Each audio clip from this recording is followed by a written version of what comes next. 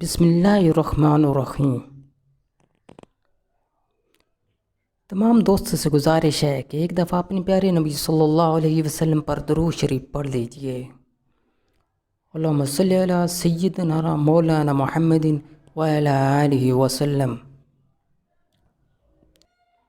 حضرت عثمان بن عفان رضی اللہ عنہ سے روایت ہے، وہ بیان کرتے ہیں کہ میں نے رسول اللہ صلی اللہ علیہ وسلم کو فرماتے ہوئے سنا، جو شخص میری طرح وضو کرے اور 2 رکعت نماز پڑھے جس میں وہ اپنے نفس سے کوئی بات نہ کرے تو اس کی گزشتہ گناہ معاف کر دیے جاتے ہیں۔